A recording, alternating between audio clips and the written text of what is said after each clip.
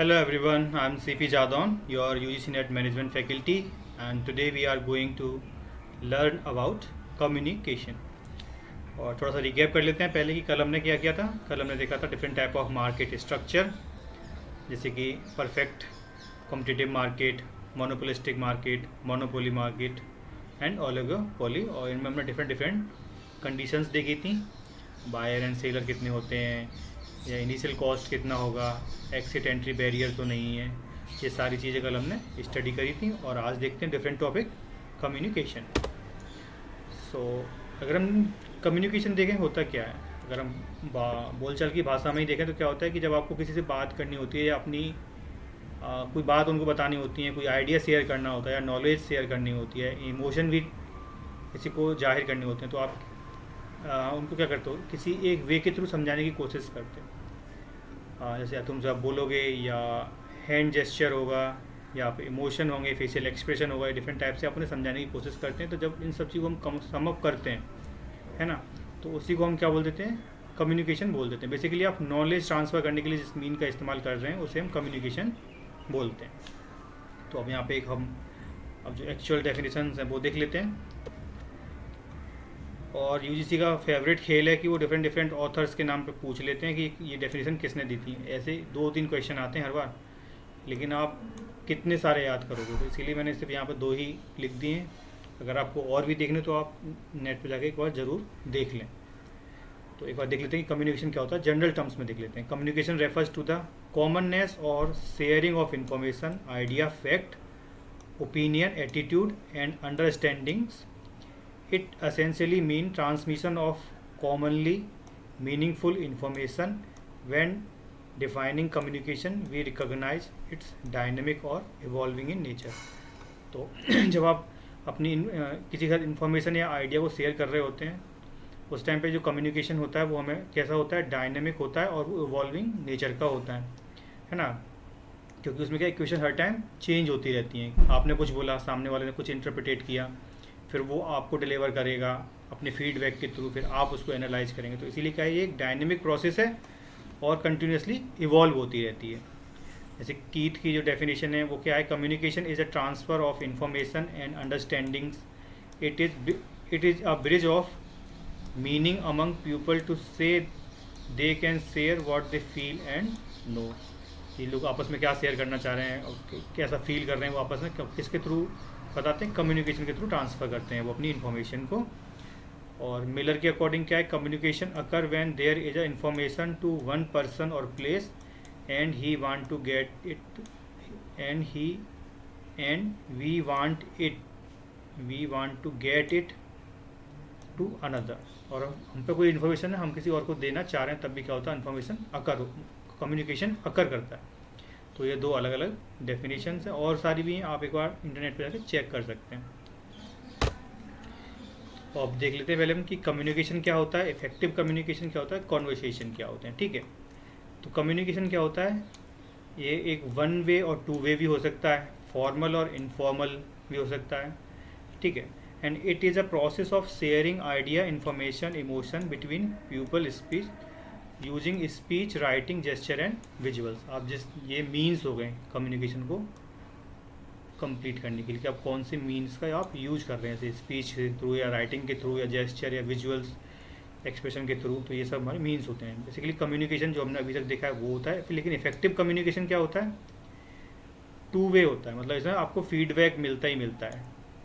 Effective communication में ज़रूरी नहीं, वो एक 1 वे भी हो सकता है कि आपको फीडबैक नहीं मिले, लेकिन यहाँ पे आपको फीडबैक 2 वे होगा। और इफेक्टिव कम्युनिकेशन में आपको फीडबैक मिलेगा ही मिलेगा। और ये क्या है, फॉर्मल इन नेचर होता है इफेक्टिव कम्युनिकेशन, बल्कि कम्युनिकेशन दोनों हो सकता है। It is happen when sender message is clearly understood by the receiver and proper feedback is given. यहाँ पे क्या है, फीडबैक प्रॉपर मिलना चाहिए। और कॉन्वर्सेशन, और यहाँ पे क्या होना चाहिए कि जो सेंडर ने मैसेज रिसीव किया रिसीवर के लिए, उसे वो क्लियरली समझ में आना चाहिए। ये भी यहाँ पे होता है। और कॉन्वर्सेशन क्या होता है ये 2 वे प्रोसेस होती है। बेसिकली इनफॉर्मल ग्रुप में इसको बना लेते हैं कि आप जब आप लोग आपस में, मान लो ऑफिस की पार्टी, उसमें लोग बात कर रहे हैं, तो वहाँ पे लोग एक दूसरे इंटरेक्ट कर रहे हैं, तो क्या इनफॉर्मल होता है, 2 वे होता है। It is more relaxed, natural, and exchange of thought or feeling between the people, like chatting with a friend or discussing something casually. तो ये क्या होता है, कैजुअल होता है, जो हम बिल्कुल डे टू डे भाषा में आम लोगों से आपस में हम अपने फ्रेंड फैमिली से बात कर रहे होते हैं. तो ये मोटा मोटा सिर्फ डिफरेंस है, ऐसा सच वो नहीं है, लेकिन हमें इन दोनों में डिफरेंस पता होना चाहिए कि इफेक्टिव कब होगा और कम्युनिकेशन कब होगा और इफेक्टिव कम्युनिकेशन वो कब बनेगा. ये आइडिया हमें क्लियर होना चाहिए. इसके बाद है टाइप ऑफ कम्युनिकेशन मॉडल. तो 3 तरह के कम्युनिकेशन मॉडल होते हैं, लीनियर और इंटरैक्टिव एंड ट्रांजैक्शनल मॉडल. ठीक है, तो जो हमारा ओके ये थोड़ा सा रिवर्स हो गया है. ये वाली चीज़ इसके नीचे आएगी, है ना, और ये वाली चीज़ इसकी है. ये थोड़ा सा उल्टा लिख गया है ना. तो ये आप एक बार देख लीजिएगा, सही से नोट करिएगा जब आप नोट्स बनाएं. तो लीनियर कम्युनिकेशन में क्या होता है, इसमें वन वे प्रोसेस होता है. इसमें फीडबैक या बहुत कम होता है, या फिर आप ऐसे कह सकते हैं होता ही नहीं है. यहाँ पे क्या होता है, बेसिकली एक कोई वो लीडर बोल सकते हैं, है ना, जैसे मोदी जी भाषण देते हैं जनता को, तो अपनी बात बोल के सीधे चले जाते हैं. जनता क्या चाह रही है क्या नहीं चाह रही है, वो उनसे ना कोई मतलब वो नहीं होता. मतलब वो अगर वो क्रॉस क्वेश्चन होगा तो वो टू वे कम्युनिकेशन हो जाएगा, है ना. लेकिन यहाँ पे कोई ऐसा होता नहीं है, सिर्फ लीडर ने अपनी स्पीच डिलीवर करी और वो चला जाता है. तो ये होता है वन वे कम्युनिकेशन. तो इसमें 4 तरह के मॉडल हैं अलग अलग, Aristotle, Lasswell, Shannon Weaver and वॉयलर का SMCR मॉडल, ये हम देखेंगे आगे अभी. फिर होता है हमारा इंटरैक्टिव मॉडल. इंटरैक्टिव मॉडल्स में क्या होता है कि कम्युनिकेशन टू वे तो होता है, लेकिन फीडबैक यहाँ पे क्या होता है, डिलेड होता है. फिर उसके बाद आता है हमारा ट्रांजैक्शनल मॉडल. ट्रांजैक्शनल मॉडल में क्या होता है हमारा, ये डायनेमिक नेचर का होता है कि इवॉल्व कर हर टाइम इसमें सिचुएशन चेंज हो रही होती है, सेंडर रिसीवर सेंडर बनता रहता है. और क्या है, इवॉल्विंग नेचर का होता है. और यहाँ पे साथ के साथ आपको रियल टाइम फीडबैक मिल रहा होता है. ऐसे आप लोगों से बात कर रहे हैं तो वहाँ पे आपको कैसे मिल रहा है, रियल टाइम फीडबैक मिल रहा होता है साथ ही साथ. जब 2 लोग आपस में बात कर रहे हो तो वहाँ पे क्या है, रियल फीडबैक दे रहे हैं एक दूसरे को बात कर रहे हैं. तो ये हमारे 3 तरह के मॉडल हमने देख लिए कौन कौन से होते हैं. अब इनके अंदर कौन कौन से किन किन लोगों ने अपने अपने मॉडल दिए हैं वो देख लेते हैं एक बार. तो लीडर मॉडल के हमने 4 मॉडल पढ़ने हैं यहाँ पे, जो 4 लोगों ने दिए. सबसे पहला है हमारा अरिस्टोटल मॉडल, वही कि लीडर आया, उसने अपना भाषण दिया किसी एक ओकेजन पे और वो चले गए. जैसे कि ये इन मॉडल्स में बेसिकली हमें ये टर्म्स याद रखने हैं कि जैसे यहाँ पे ये स्पीकर है ना, जो जो जो बोलेगा वो स्पीकर है, जो अपना आइडिया प्रेजेंट करेगा लोगों के लिए, उसको हम यहाँ पे स्पीकर बोलते हैं. लेकिन ये ऐसे ही लॉसवेल का मॉडल आएगा, उसमें उसे कम्युनिकेटर बोल देते हैं. तो बस हमें ये छोटी छोटी चीज़ें याद रखनी है कि कौन किस में किसको क्या बोला जाता है. तो इसमें क्या होते हैं, स्पीकर होगा एक, वो अपनी स्पीच को डिलीवर करेगा. कोई एक ओकेजन होगा, ऑडियंस होगी, और ऑडियंस पे कोई इसका इफेक्ट्स आएगा, या इफेक्ट पॉजिटिव हो या नेगेटिव हो, या लोगों को मोटिवेट करना हो. तो ये होता है. जैसे कि आपने देखा था कि ऑपरेशन सिंदूर हुआ था, तो मोदी जी कई एयरवेज पे गए थे. तो वहाँ पे गए वो, तो वो स्पीकर हो गए. उन्होंने अपनी स्पीच को ही तैयार की. अब मान लो ऑपरेशन सिंदूर को ही लेके ओकेजन था कि उसको लोगों को बताना है, उस चीज़ को लोगों को जाहिर करना है, वो एक ओकेजन बना दिया. ऑडियंस कौन थे वहाँ पे, सोल्जर हो गए. और वहाँ पे इफेक्ट क्या था, उनको कोई मोटिवेट करना था सोल्जर्स को. तो ये एक तरीके का मॉडल होता है. ये क्या होता है कि वन वे होता है, यहाँ पे फीडबैक नहीं होता है. जैसे कि पब्लिक स्पीकिंग हो गई, डिबेट एंड लेक्चर्स हो गई. तो ये हमारा अरिस्टोटल मॉडल है. ये इसमें आपके एलिमेंट्स हैं, स्पीकर, स्पीच, ओकेजन, या किस टाइम पे वो बोला जा रहा है, ऑडियंस एंड इफेक्ट. उसके बाद है हमारा लॉसवेल मॉडल. इसमें क्या होता है, कम्युनिकेटर वही सेम चीज़ है, मैसेज को जनरेट करेगा कम्युनिकेटर अपने दिमाग में. फिर वो एक आइडिया चुनेगा, उसे कैसे मतलब चैनलाइज करना है अपना आइडिया को, कि किस तरीके से रिसीवर को बताना है. फिर वो रिसीवर के पास जाएगा, रिसीवर उस पर क्या इफेक्ट देखा कि क्या है. ठीक है, तो ये सब होते हैं हमारे इम्पैक्ट और रिजल्ट यहाँ पर जो लिखा हुआ है. तो ये है हमारा लॉसवेल मॉडल. तो वही सेम एक चीज़ है, लेकिन यहाँ पर सिर्फ नाम बदल गए हैं. सॉन एंड वेवर मॉडल था, इन्होंने पहली कोई मैथमेटिकल मॉडल बोलते हैं इनको, इन्होंने पहली बार नॉइज़ को इंट्रोड्यूस किया था. इन्होंने ही पहली बार नॉइज जैसे शब्द को ईजाद किया था कि चैनल में कोई नॉइज़ होती है. लेकिन जो नॉइज़ को जो कम बैरियर माना था कम्युनिकेशन का, वो था हमारा बर्टलैंड मेथड, ट्रांजैक्शनल मॉडल है। कहाँ है यहाँ पे, देखो इन्होंने यहाँ पे नॉइज़ को इंक्लूड किया है एज अ बैरियर, लेकिन सोन एंड वीवर ने एज अ नॉइज़ को एक बैरियर काउंट नहीं किया था। बस ये हमें एक डिफरेंस याद रखना है। लेकिन इन्होंने सबसे पहले नॉइज़ के बारे में बात की थी सोन एंड वीवर मॉडल में। यहाँ पे मेन जो हमारा प्रोसेस है वो कैसा है, सेंडर इनकोड करेगा अपने मैसेज को, फिर एक चैनल को वो चूज़ करेंगे कि उन्हें कैसे अपने बात को बताना है, फिर रिसीवर क्या करेगा, अपने हेड में डिकोड करेगा मैसेज को, और वहाँ पे क्या है, नॉइज़ भी है जो इफेक्ट डालेगी। तो ये था हमारा सोन वीवर मेथड। इसमें दो बातें याद रखनी कि इसे मैथमेटिकल मॉडल बोलते हैं और उन्होंने नॉइज़ को इंट्रोड्यूस किया था, है ना। इसके बाद देख लेते हैं वॉयलर्स SMCR मॉडल। ये क्या एक्सटेंशन ही है सोन वीवर मेथड का, और इसमें 4 हमारे मेन एलिमेंट्स हैं इसके। एक क्या, S फॉर सोर्स है, M for message, C for channel, R for receiver. इनके भी मतलब मैच ऑफ द फॉलोइंग में इनको पूछा गया है 1-2 बार, है ना। तो इसको भी हमें याद रखना है कि कौन से वर्ड का मतलब क्या है यहाँ पे। तो सोर्स क्या होगा, सेंडर और कम्युनिकेशन स्किल, नॉलेज, एटीट्यूड, इन सब पे जब वो मैसेज फॉर्म करेंगे तो ये सब चीज़ें उन पर फ़र्क डालती हैं। फिर मैसेज का कंटेंट और कोड क्या है, channel sense, hearing sense, touch, ये सब हैं। रिसीवर एट्रीब्यूट और एज ए सेंडर वो सब होते हैं उनके। तो यहाँ पे हमने बॉयलर का मेथड देख लिया। अब देख लेते हैं interactive model of communication. Interactive model of communication क्या है कि यहाँ पे इमीडिएट फीडबैक नहीं मिलता, थोड़ा सा डिलेड फीडबैक मिलता है यहाँ पे। और यहाँ पे क्या इंट्रोड्यूस किया गया था, field of experience. Field of experience से मतलब क्या था कि जो सेंडर और रिसीवर हैं उनका पास्ट एक्सपीरियंस कैसा रहा है, वो कौन से कल्चर से आते हैं, है ना। तो ये उनकी कितनी नॉलेज है उनको। तो ये क्या है कि जब वो जब उन्होंने कुछ सुना, मान लो रिसीवर ने कुछ सुना, तो वो किस कल्चर से आए हैं, उनका बैकग्राउंड क्या रहा है। तो ये सब क्या करते हैं, फ़र्क डालते हैं कि वो मैसेज को कैसा समझ रहे हैं। तो यही यहाँ पे बताया गया कि सेंडर और रिसीवर का क्या होता है, अपना एक फील्ड ऑफ एक्सपीरियंस होता है।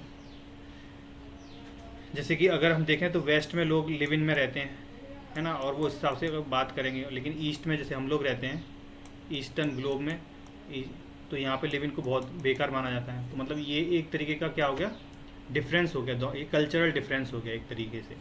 तो ऐसे इन डिफरेंस को अकाउंट करते हुए हमें अपने आइडिया को मतलब जो अपना कम्युनिकेट करना चाह रहे हैं उसको प्रॉपर वे में फ्रेम करना चाहिए। क्योंकि फील्ड ऑफ एक्सपीरियंस जो रिसीवर है या फिर वो सेंडर है, जो फीडबैक के थ्रू क्या समझेगा, उससे क्या हो सकता है कि कम्युनिकेशन की जो क्वालिटी है वो कम हो सकती है। मतलब वहाँ पे प्रॉपर मैसेज सेंड नहीं होगा जो एक दूसरे से वो कहना चाह रहे हैं। तो उसके मेन एलिमेंट क्या होते हैं, सेंडर, मैसेज, रिसीवर, फीडबैक और फील्ड ऑफ एक्सपीरियंस। यहाँ पे यही जरूरी हमें याद रखना है कि इंटरेक्टिव मॉडल में क्या होता है, फील्ड ऑफ एक्सपीरियंस को हम काउंट करते हैं। अब इसमें जो एक मॉडल है वो है Osgood Schramm Osgood Schramm model of communication. तो इन्होंने क्या है, ये क्या 2 वे कम्युनिकेशन इन्होंने बताया है। और यहाँ पर कम्युनिकेशन कैसा हो गया, देखो सर्कुलर हो गया है। सर्कुलर से इनका मतलब क्या है, there is a continuous flow between both parties are equal. यहाँ पे ये कहना चाह रहे हैं कि ये मान लो ये सेंडर है, ये रिसीवर है। तो इसने अपना आइडिया इन्हें बताया, फिर ये अपना आइडिया इन्हें मतलब सेंडर को बताएंगे। तो जब ये फिर सेंडर बन जाएंगे, ये रिसीवर बन जाएंगे। तो दोनों पार्टी क्या करती हैं, आपस में एक दूसरे की पोजीशन चेंज होती रहती हैं। पहले सेंडर रिसीवर बन जाएगा, रिसीवर सेंडर बन जाएगा। वो बोथ पार्टीज इक्वल्स होती हैं। Message require interpretation, each person must understand the message based upon their perspective. वही जो हमने अभी बात की, फील्ड ऑफ एक्सपीरियंस क्या करेगा, इन्फ्लुएंस करेगा कि वो कैसे मैसेज को डिकोड कर रहे हैं।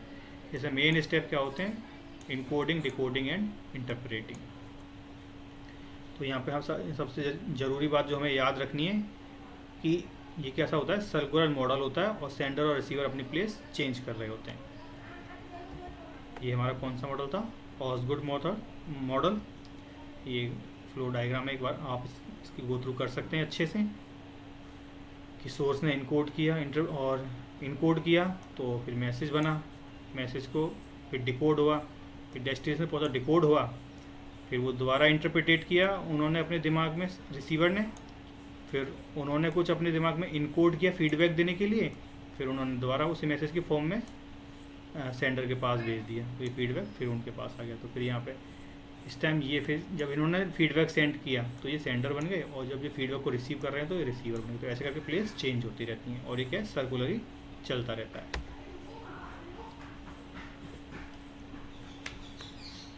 और यहाँ पे इनका फील्ड ऑफ एक्सपीरियंस भी होगा, जो इंटरप्रिटेशन को क्या कर रहा होगा, क्या कहते हैं, इंटरप्रिटेशन को मतलब इन्फ्लुएंस कर रहा होगा। फिर तीसरा हम देख लेते हैं ट्रांजैक्शनल कम्युनिकेशन मॉडल क्या होता है। ट्रांजैक्शनल कम्युनिकेशन मॉडल होता है कि ये टू वे तो होगा, और यहाँ पे टू वे होगा एंड फीडबैक इमीडिएटली मिल जाएगा आपको, साथ के साथ फीडबैक मिलता है।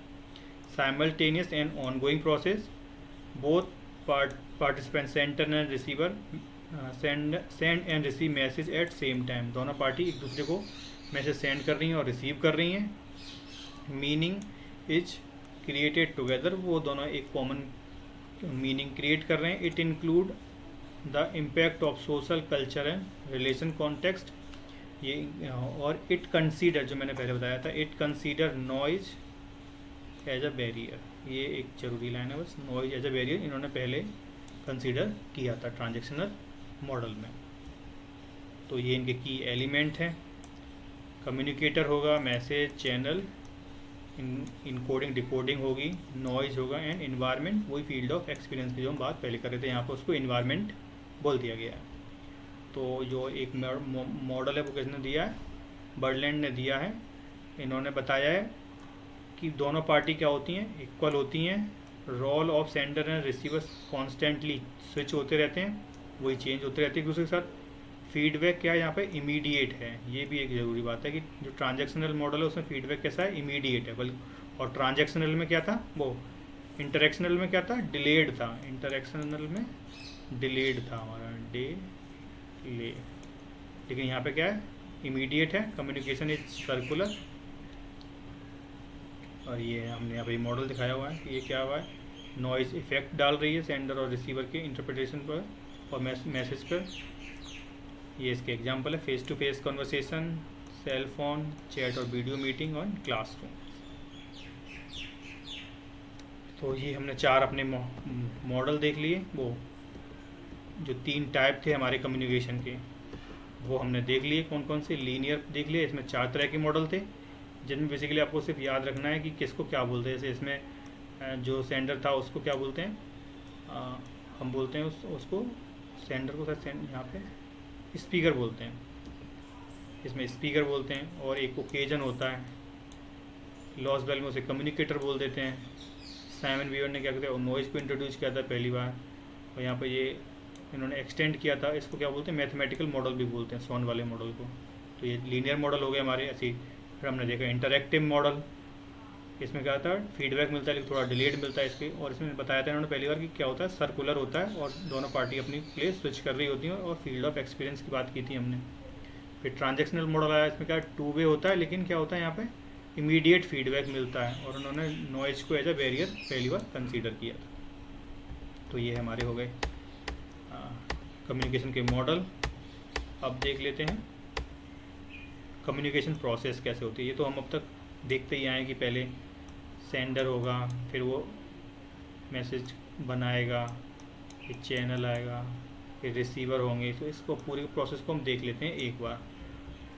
देखो जैसे ये प्रोसेस थी, पहले मैसेज है, फिर वो जो सेंडर होगा उनके दिमाग में कोई आइडिया या नॉलेज होगी, तो वो उसको मैसेज को अपने दिमाग में जो आइडिया और जो मैसेज है उसको अपने दिमाग में फ्रेम करेंगे। वो फ्रेम करने के बाद क्या करेंगे, वो इनकोड करेंगे कि कौन सी भाषा का इस्तेमाल करना है, उन्हें टेक्स्ट का इस्तेमाल करना है, कैसे इस्तेमाल करना है, फिर उसे कैसे भेजना है आगे, फेस टू फेस बात करनी है, कॉल पे बात करनी है, ये सब होगा। फिर उसके बाद क्या होगा, रिसीवर उसे रिसीव करेगा, सुनेगा, फिर उनके दिमाग में वो बात जाएंगी, तो फिर वो क्या उसे डिकोड करेंगे कि ये क्या कहना चाह रहा है, मैसेज में क्या भेजा गया है उनको। फिर डिकोड करने के बाद जो वो समझ पाएंगे उसके अकॉर्डिंग वो क्या करेंगे, फीडबैक देंगे। वो फीडबैक फिर कहाँ जाएगा, सेंडर के पास जाता है। तो ये एक पूरी प्रोसेस होती है। तो यहाँ पे यही सब लिखा हुआ है डिटेल में, आप एक इसे भी एक गो थ्रू कर सकते हैं, लेकिन जो था एक्चुअल मैंने आपको बता दिया है। इसके बाद है टाइप ऑफ कम्युनिकेशन। तो हम कम्युनिकेशन को या तो कई तरह से कैटेगराइज कर सकते हैं। पहला है हमारा on the basis of expression. Expression क्या, ओरल कम्युनिकेशन, या इसको तो बोलते हैं वर्बल कम्युनिकेशन, जो आप बोल रहे हैं, जैसे हम अभी कम्युनिकेट कर रहे हैं। Involve spoken word and sound based message commonly use in informal और formal setting. It is a two way faster and interactive process. ठीक है, तो ये होते हैं हमारे ओरल। उसके बाद हो गया रिटिन। रिटिन में क्या होता है कि आप, ये बेसिकली क्या होता है, बहुत एक फॉर्मल तरीका हो गया कम्युनिकेशन का, वेल स्ट्रक्चर्ड होता है, क्योंकि आप इसमें बिल्कुल एक एक चीज़ को लिख रहे होते हैं, आप भूले नहीं, या आपके टर्म्स एंड कंडीशन क्या रहे थे, वो सब, उन सब चीज़ों को जब नोट करते हैं हम, तो इसीलिए इसे क्या बोल देते हैं, फॉर्मल बोल देते हैं। क्योंकि अगर कोई ज़रूरत पड़ती है तो फिर formal communication mode of trans को ही यूज किया जाता है। जब कोर्ट में कोई चीज़ बताई जाती है या पॉलिसी फ्रेमवर्क में किसी को कुछ बताया जाता है कि कहाँ पे कैसा चीज़ लिखा है, जैसे कॉन्स्टिट्यूशन चीज़ होगी, तो वो सब इसमें आते हैं फॉर्मल, क्योंकि वो एकदम स्ट्रक्चर्ड वे में फ्रेम्ड है। और ये क्या होता है, कॉम्प्लेक्स होता है, डिटेल और टाइम कंज्यूमिंग भी होता है, ये कि आपको हर चीज़ को लिखना है ना। तो ये हमारा हो गया रिटेन कम्युनिकेशन ऑन द, हमने देख लिया on the basis of expression के बेस पे। अब on the basis of flow देख लेते हैं। डाउनवर्ड फ्लो, जब एक कोई ऑर्गेनाइजेशन है उसमें टॉप टू बॉटम फ्लो करेगा तो उसे डाउनवर्ड फ्लो बोल देंगे, टॉप लेवल से मिड लेवल की तरफ। अपवर्ड कब होगा, जब मिड लेवल टॉप लेवल की तरफ कम्युनिकेट करेगी तो उसे अपवर्ड कम्युनिकेशन बोल देंगे, हायर लेवल की तरफ। हॉरिजॉन्टल क्या होगा कि एक ही लेवल पे, मतलब HR डिपार्टमेंट है एंड फाइनेंस डिपार्टमेंट है, ये आपस में बात कर रहे हैं। HR डिपार्टमेंट के मैनेजर और फाइनेंस डिपार्टमेंट के मैनेजर जब आपस में बात करेंगे तो इसे हॉरिजॉन्टल कम्युनिकेशन बोल देंगे। और डायगोनल कम्युनिकेशन कब होगा कि HR डिपार्टमेंट का कोई जूनियर है, वो मान लो बात कर रहे हैं फाइनेंस डिपार्टमेंट के मैनेजर से, या फाइनेंस डिपार्टमेंट के मैनेजर बात कर रहे हैं junior employee of HR department, तो ये हमारा क्या हो जाएगा, क्रॉस कम्युनिकेशन। इसमें क्या है कि डिपार्टमेंट के क्रॉस तो हो ही गए, लेकिन लेवल भी क्रॉस हो रहे हैं, तो इसे बोल देते हैं डायगोनल कम्युनिकेशन या क्रॉस कम्युनिकेशन। तो ये हमने देख लिया communication on the basis of flow. उसके बाद है हमारा based upon organisational structure. Organisation structure में, ऑर्गेनाइजेशन मोस्टली कैसे कम्युनिकेशन होते हैं हमारे, जब हम एक्चुअल कंपनी के लिए काम कर रहे होते हैं, तो वो सारा काम क्या होता है, लिख के किया जाता है। एक एक जिम्मेदारी है, जो काम जिसके अंडर है वो सब लिखे जाते हैं। या किसी को कोई ऑर्डर दिया जा रहा है या कोई रिपोर्ट आ रही है तो क्या होता है, सब रिटन फॉर्म में होते हैं, है ना। तो उसे बोल देते हैं फॉर्मल कम्युनिकेशन, जो ऑर्गेनाइजेशन में होता है। फॉलो स्ट्रक्चर एंड ऑफिशियल राउट, जो एक चेन ऑफ कमांड है ऑर्गेनाइजेशन में कि कौन किसको रिपोर्ट करता है। टॉप लेवल से मिड लेवल के पास आएगी, मिड से बॉटम लेवल के पास जाएगी, मैनेजर से सबॉर्डिनेट या फिर फॉरमैन या फिर बिल्कुल लेबर के पास जाएगा। तो एक चेन ऑफ कमांड होती है, उसे फॉलो किया जाता है इसमें। ऐसा नहीं है कि आप कहीं से भी उठ के कहीं पे चले जाएं, ऐसा नहीं होगा। इसमें एक प्रॉपर स्ट्रक्चर में चीज़ें चलती हैं। Of communication within the organisation, predefined channel और एंड प्रोटोकॉल्स आर फॉलोड, वही मैंने बताया कि चेन ऑफ कमांड इसमें फॉलो करा जाता है। एग्जाम्पल्स हैं staff meeting, circular and policy memo. दूसरा हो गया हमारा इनफॉर्मल कम्युनिकेशन, इसे हम बोलते हैं ग्रे पाइन। इनफॉर्मल कम्युनिकेशन क्या होता है, जैसे हमने देखा कि ऑर्गेनाइजेशन में जब एक्चुअल जो वर्क होता है, मीटिंग्स हो गई, उनमें जो नोट्स बन रहे हैं हमारे, वो क्या होंगे, फॉर्मल कम्युनिकेशन हो जाएंगे। लेकिन जब मतलब लंच हो गया किसी ऑर्गेनाइजेशन में और लोग, या पार्टी हो रही है ऑर्गेनाइजेशन में, तो लोग एक जगह इकट्ठे हैं और वो आपस में बात कर रहे हैं, है ना। तो वहाँ पे कोई ऐसा बैरियर नहीं है कि हम सीनियर जूनियर कोई रिपोर्ट करेगा, ऐसा वहाँ पे कोई ऐसा मतलब क्या है, रिस्ट्रिक्शन नहीं है। वहाँ पे कोई किसी से और बात कर सकता है, रिलैक्स्ड मोड होते हैं यहाँ पे, है ना। तो ये अनऑफिशियल होता है और स्पॉन्टेनियस होता है। Communication through personal interaction often spread unconfirmed news और रूमर्स। इसमें क्या होता है कि लोग एक दूसरे के साथ फीलिंग शेयर कर सकते हैं, जो रूमर्स होते हैं वो शेयर किया जाता है, गॉसिप करते हैं लोग, ये सब चीज़ें इसमें आती हैं। स्ट्रेस रिलीफ से यहाँ पे, क्योंकि लोग बात कर रहे हैं, अपनी आइडिया को शेयर कर रहे हैं, तो वो रिलीफ भी महसूस करते हैं।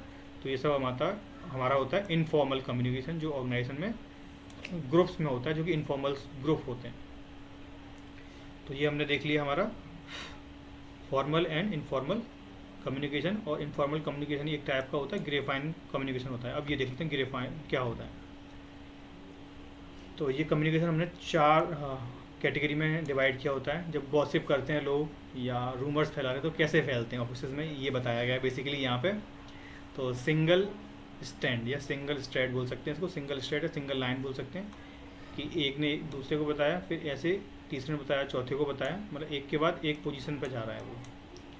तो 1 to 1 in a straight line ऐसे फ्लो करता है, ये स्लो फ्लो करता है, इसे लीनियर भी बोल सकते हैं हम। फिर उसके बाद है गॉसिप। आपने देखा होगा डिपार्टमेंट में कोई एक बंदा होता है वो सबसे बात कर रहा होता है, या पूरी वो जो एक बंदा होता है वो सब पूरी ऑर्गेनाइजेशन से, मतलब पूरी ऑफिस में ही बात कर रहा होता है, सबसे बात कर रहा होता है ना। तो वो क्या करते हैं कि कम्युनिकेशन गॉसिप करते हैं, बेसिकली उसको गॉसिप बोल देते हैं। एक आंटी होती है मोहल्ले में, वो सबसे बात कर रही होती है, मतलब उनको हम गॉसिप करने वाली आंटी बोल देते हैं ना। तो वही है यहाँ पे कि वो एक व्यक्ति सबको बता रहा है।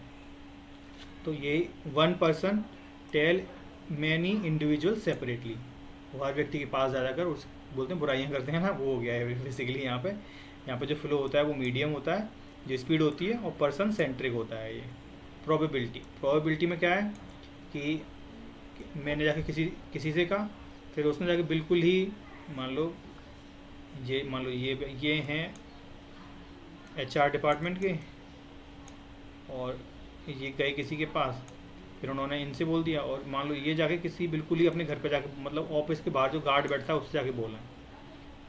तो ये बिल्कुल क्या है कि बिल्कुल ही प्रोबेबिलिस्टिक होता है, कोई भी किसी से कहीं भी बात कर रहा होता है, बिल्कुल रैंडम होता है, इसीलिए इसे प्रोबेबिलिटी बोल रहे हैं। अनप्रेडिक्टेबल होती है, इसकी स्पीड कितनी भी तेज़ी से फैल सकता है ये, और नेचर है इसका रैंडम फ्लो। क्लस्टर क्या होता है कि एक व्यक्ति को बताया, फिर उसने अपने पूरे डिपार्टमेंट में बताया, तो ऐसे करके एक एक अलग अलग क्लस्टर बनते हैं वहाँ पर। तो यहाँ फास्टेस्ट मोड होता है इसका, एंड ग्रुप वेस्ट। बेसिकली आपको ये नाम याद रखने हैं और ये याद रखना है कि कौन किसको बता रहा है, बस इनसे कोई मतलब नहीं है ना। तो सिंगल लाइन क्या होगा, गॉसिप, प्रोबेबिलिटी एंड क्लस्टर, ये हमने देख लिया। ग्रेफाइन कौन कौन कितने नेटवर्क बनते हैं ग्रेफाइन कम्युनिकेशन के। अब देख लेते हैं टाइप ऑफ कम्युनिकेशन नेटवर्क, जो हमारा कम्युनिकेशन है उसके कितने नेटवर्क बनते हैं हम। तो wheel, circle, chain, Y and star. जो हमारा चेन सर्कल है, मतलब चेन जो नेटवर्क है, उसमें क्या है कि एक व्यक्ति अपने पास वाले से बात कर सकता है ना। जो चेन है हमारा हायरार्किकल होता है, टॉप टू बॉटम या बॉटम टू टॉप फ्लो करता है। इसमें क्या होता है, अथॉरिटी स्ट्रक्चर है ये, और इसमें फीडबैक क्या रहता है, डिलेड रहते हैं। फिर हम अगर देखें सर्कल, तो यहाँ पे क्या होगा कि एक व्यक्ति है वो अपने आसपास वालों से ही बात कर सकता है, वो इससे बात नहीं कर पाएगा और किसी से, अपने बगल वाले में जो उसका आजू बाजू बैठे हैं उनसे ही वो बात कर सकते हैं। इसको बोलते हैं circular channel. Sequential to each neighbourhood, committee and small team में होता है। फिर हम वो व्हील में क्या होता है, जो व्यक्ति सेंटर में होता है वो सबसे कम्युनिकेट कर सकता है, और कोई आपस में बात नहीं कर सकते। जो सेंटर में होता है वो leader follow control, formal groups वगैरह बन जाते हैं, ठीक है। तो ये हमारा होता है व्हील, कि जिसमें सेंटर व्यक्ति बात कर सकता है अपने, और सर्कल में एडजेसेंट लोगों से बात करते हैं। और लीनियर में क्या हुआ है, स्ट्रेट लाइन में चलता है। और एक होता है व्हील, इसको ऑल चैनल बोल लो या स्टार बोल लो, स्टार है ना। तो इसमें क्या होता है, कोई भी किसी से बात कर सकता है, everyone talk to everyone. Creative teams वगैरह होती हैं, उनके लिए क्या होता है, वेस्ट नेटवर्क चैनल होता है कम्युनिकेशन का। और एक है हमारा वाई नेटवर्क। वाई नेटवर्क क्या है, कॉम्बिनेशन विद 1 लिंक नोड। यहाँ पे क्या हुआ है कि जहाँ से 2 चेन ऑफ अथॉरिटी मतलब दो लेवल निकल गए एक व्यक्ति के पास से। जैसे क्या होगा, मिड लेवल लीडरशिप हो गई। मिड लेवल लीडरशिप को बेसिकली क्या होता है, लोगों को हैंडल करना होता है, तो वो डिफरेंट लोगों से बात कर रहे होते हैं। तो ये हमारा हो गया वाई चैनल। इसमें भी आपको ये और ये याद रखना है, और कुछ ज़्यादा ज़रूरत नहीं है। एक और देख लेते हैं कि कम्युनिकेशन का type on the basis of non verbal communication. Non verbal मतलब आप बोलेंगे नहीं, आप यहाँ पे बॉडी की जेस्चर हो गया, आई कांटेक्ट हो गए, या खड़े होने से भी कोई आपके कितने पास खड़ा है या दूर खड़ा है, ये भी एक तरीका होता है कम्युनिकेट करने का। आप कैसी लैंग्वेज यूज कर रहे हैं, आप हाथ का इस्तेमाल कर रहे हैं कि नहीं कर रहे हैं, या आप बॉडी मूवमेंट्स का इस्तेमाल कर रहे हैं। तो ये होता है हमारा नॉन वर्बल कम्युनिकेशन। तो इसमें टाइप्स क्या होता है? काइनेसिस। काइनेसिस क्या होता है कि आप communicating through body movement including gesture and posture. आप काइनेसिस क्या हो गया बेसिकली, इन ये यहाँ पे अलग अलग पे डिवाइड हुए हैं। काइनेसिस क्या होता है कि आप कम्युनिकेट कर रहे हैं बॉडी मूवमेंट, उनको दो पार्ट में डिवाइड किया, जेस्चर एंड पोस्चर। अब ये देख लेते हैं जेस्चर क्या होता है। Gesture movements of hands and arm, जब हम बातों का इस्तेमाल करते हैं बात करने में और अपनी बातों को समझाने में, टू एक्सप्रेस अवर मीनिंग और इमोशन, तो उसे बोलते हैं हम जेस्चर। हैंड मूवमेंट से आर्म्स का मूवमेंट। पोस्चर क्या होता है?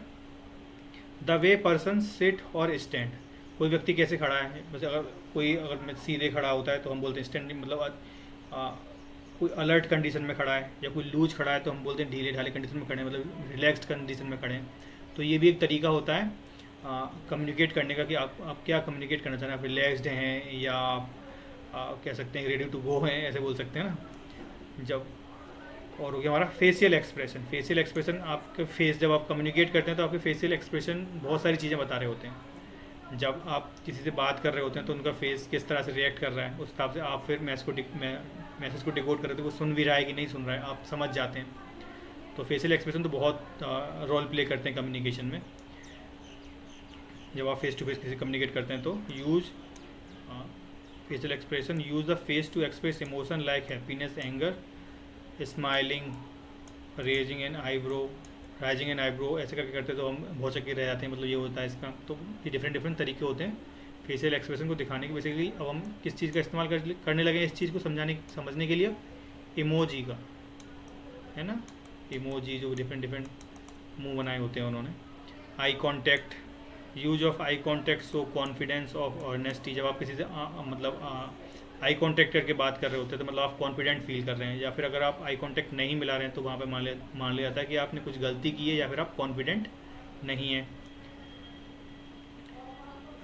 स्पेशियल, वही जो मैंने आपको बताया कि डिस्टेंस, आप पास खड़े हैं या दूर खड़े हैं तो उसके थ्रू आप कम्युनिकेट करते हैं, है ना। हैप्टिक, टच के थ्रू भी आप अपने लव और इमोशन इन सबको एक्सप्रेस करते हैं। Touch express support and relationship.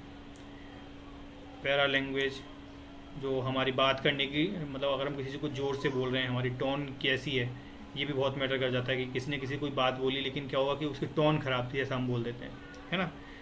तो ये भी मैटर कर जाता है। तो ये आता है हमारा नॉन वर्बल कम्युनिकेशन में ही। अपीयरेंस, आपके कपड़े होते हैं वो भी एक तरीके के क्या है, कम्युनिकेट कर रहे होते हैं। आपके ड्रेसिंग स्टाइल कैसा है, आपकी ग्रूमिंग या एसेसरीज आपने क्या पहन रखा है, वो भी क्या है, एक तरीके की कम्युनिकेट करती हैं। लोग आपके बारे में एक परसेप्शन बनाते हैं, बेसिकली हम ये कह सकते हैं उन चीज़ों को देखकर। तो ये हो गया हमारा non verbal type of communication. यहाँ पे जो हमारे ये ऊपर के 3 ये 4 हैं, या ये भी कभी कभी पूछ लिया गया है। अब देख लेते हैं बैरियर ऑफ इफेक्टिव कम्युनिकेशन। कितने तरह के बैरियर होते हैं कम्युनिकेशन में जिसके कारण हम अपने मैसेज को सही से डिलीवर नहीं कर पाते हैं, या फिर सामने वाला है वो हमारी बात को नहीं समझ पा रहा है। तो उसमें क्या है, सीमेंटिक बैरियर, मतलब बैडली एक्सप्रेस्ड मैसेज, या आपने क्या हुआ टेक्निकल टर्म्स यूज कर दिए हैं अपने में, या लैंग्वेज सही यूज़ नहीं की है आपने, अनक्लियर अजम्पशन छोड़ दिए हैं आपने। तो ये सब किस में आते हैं, semantic. Basically language related barrier हमारे यहाँ पे हम डील करते हैं। साइकोलॉजिकल बैरियर हो गया, आपकी स्टेट ऑफ माइंड कैसी है, आप ज़्यादा रिलैक्सड हैं या आप ज़्यादा इमोशनल हैं। ये सब चीज़ें भी क्या करती हैं, आपके एक इमोशनल, मतलब आपकी जो समझने की क्षमता है किसी की बात को, वो भी उसमें इफ़ेक्ट डालती हैं।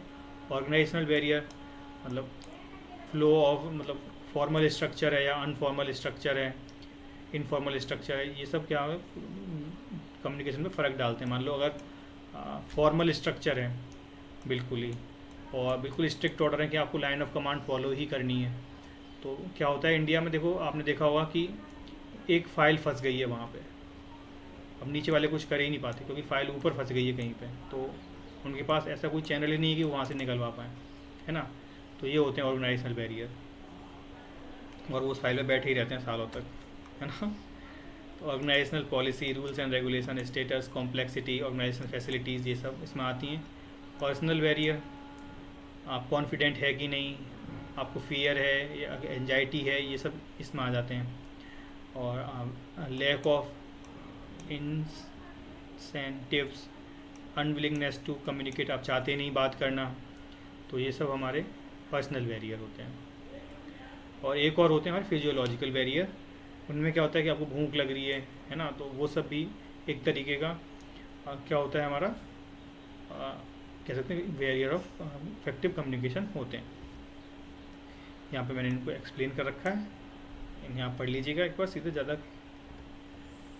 और एक ये देख लेते हैं एक्सटर्नल और इंटरनल बैरियर, वो कम्युनिकेशन क्या होता है। जब आप organise within the organisation आप कम्युनिकेट कर रहे हैं तो उसे इंटरनल बोल देते हैं, जब आउटसाइड द ऑर्गेनाइजेशन आप बात कर रहे होते हैं तो उसे एक्सटर्नल बोल देते हैं।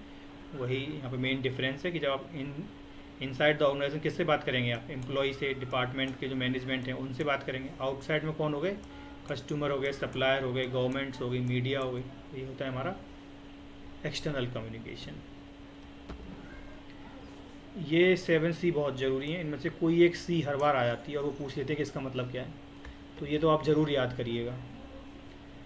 7C's ऑफ बिजनेस कम्युनिकेशन, जो हम मैसेज फॉर्म करते हैं उनमें हमें बेसिकली, जब मान लो कि हम किसी के लिए ईमेल टाइप कर रहे हैं या कोई मैसेज बना रहे हैं या किसी को हमने कोई इन्फॉर्मेशन देनी है या वर्बली भी देनी है, तो भी हमें किस चीज़ों का याद रखना चाहिए। तो मैसेज कौन सी, क्लियर होना चाहिए हमारा message, simple and clear language होनी चाहिए, अवॉइड कन्फ्यूजन को क्या करना है, हमें अवॉइड करना है। Message should be easy to understand, जो मैसेज हमने बनाया है वो ईजी टू अंडरस्टैंड होना चाहिए। ऐसा ना हो कि आपने उसमें भर भर के टेक्निकल टर्म्स यूज कर लिए और सामने वाला नॉन टेक्निकल है, तो वो कैसे उस चीज़ को समझेगा, है ना। तो हमारा मैसेज क्या होना चाहिए, क्लियर होना चाहिए, कंसाइजनेस होनी चाहिए, ब्रीफ होना चाहिए हमारा मैसेज। ऐसा ना हो कि आपने पूरा 3-4 पेज का पैराग्राफ भर दिया है, पेज भर दिए और फिर वो एक इंसान इतने लंबे मैसेज को बेसिकली नहीं पढ़ेगा। तो हमें क्या करना चाहिए, अपने मैसेज को कंसाइज बनाना चाहिए और ब्रीफ रखना चाहिए, to avoid unnecessary word and repetition. ये ऐसी यही वर्ड्स लिखे जाएंगे कि रिपीटेशन हो रहा है कम्युनिकेशन में, तो वहाँ पे कौन से तरह का हमें करेक्टनेस लगाना चाहिए, ऐसे क्वेश्चन पूछ लेंगे तो वहाँ पे 4 ये लिखे होंगे, कंसाइजनेस, करेक्टनेस या कंक्रीट, कंसिडरेशन। तो वहाँ पे आपको ऑप्शन चूज करना होगा कौन सा सही होगा, बस इस तरीके से वो क्वेश्चन पूछ लेते हैं। ऐसे हो गया कंक्रीट का मतलब क्या है, जो फैक्ट्स एंड फिगर हैं वो हमें प्रॉपर प्रोवाइड करने चाहिए, वहाँ पे कोई लूज डेटा हमें नहीं देना चाहिए। Correctness, proper grammar and accurate information हमें देनी चाहिए। कंसीडरेशन क्या है कि जिसको आप मैसेज डिलीवर करना चाह रहे हैं उसके लिए आप थोड़े से रिस्पेक्टफुल हों, है ना। Be respectful and address there needs. Completeness, जो आप मैसेज डिलीवर कर रहे हो पूरा कंप्लीट हो, ऐसा ना हो कि आप उसे बीच में ही छोड़ दें या फिर आप उसमें कोई इन्फॉर्मेशन ऐड करें और ऐसी इन्फॉर्मेशन ऐड करें कि वो सामने वाले को दिमाग में एक क्वेश्चन छोड़ जाए, ऐसा नहीं होना चाहिए। मैसेज कैसा होना चाहिए, कंप्लीट होना चाहिए। And courtesy, be polite and positive, are respect tone build good relationship. ठीक है, तो यही था हमारा 7C's of business communication. And thank you. If you have any doubt please comments. And चलो फिर कल मिलते हैं। Thank you.